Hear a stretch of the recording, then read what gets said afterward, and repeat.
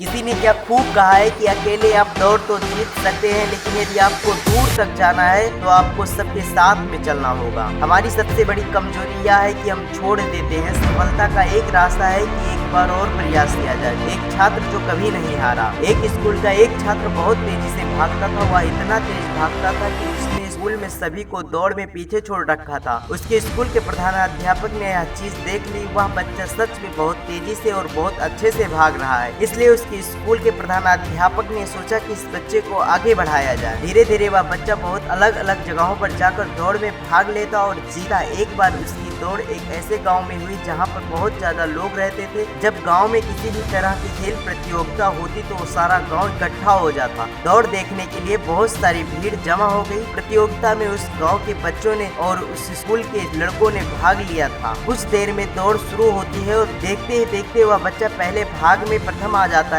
शिक्षक बहुत खुश होते हैं और पूरा का पूरा गांव उस बच्चे का मनोबल बढ़ाते हैं और उसके लिए तालियां बजाते हैं। दौड़ का दूसरा भाग शुरू होता है और उसमें भी वह बच्चा जीत जाता है, लेकिन जब जैसे ही दौड़ का तीसरा भाग शुरू होता है वैसे उस गांव के मुखिया बोले, इस बार मैं इस दौड़ में कुछ बदलाव करना चाहता हूँ। इसलिए वहाँ के मुखिया ने शिक्षक को बुलाकर कहा कि आपका यह बच्चा बहुत तेज भागता है, लेकिन मैं यह देखना चाहता हूँ क्या यह सच में सबको हरा पाएगा। तभी पीछे से बच्चे ने बोला कि जी हाँ बिल्कुल, मैं यहाँ पर सबको हरा दूंगा। मुखिया ने दौड़ में बदलाव करते हुए इस बच्चे के साथ दौड़ने के लिए कुछ बदलाव किए। पहले कि उस लड़के के साथ दौड़ने के लिए 4 साल के छोटे से बच्चे को लाते हैं। वह बच्चा शायद ठीक से चल भी नहीं पाता, लेकिन वह दौड़ने के लिए एकदम तैयार हो जाता। वहाँ भी एक प्यारी सी मुस्कान के साथ दूसरी तरफ उसके साथ दौड़ने के लिए एक 60 साल की एक बूढ़ी औरत को खड़ा कर देते हैं और तीसरा एक ऐसे आदमी को खड़ा कर देते हैं जो ठीक से चल भी नहीं पाते। मुखिया ने कहा कि चलो अब दौड़ शुरू करते हैं, मुझे देखना है कि यह लड़का इन सब को हरा पाएगा कि नहीं। वह लड़का जो था पहले ही कॉन्फिडेंस में था कि वह पहले ही सबको हरा चुका है। गाँव में जो सबसे तेज भागता था उन्हें भी हरा चुका है, इसलिए वह सोचा कि इन लोगों को हराना तो मेरे लिए बहुत आसान है। दौड़ शुरू होते ही वह लड़का कुछ ही मिनट में दौड़ को पूरी कर लेता है और ये लोग अभी ठीक से दौड़ना भी शुरू नहीं करते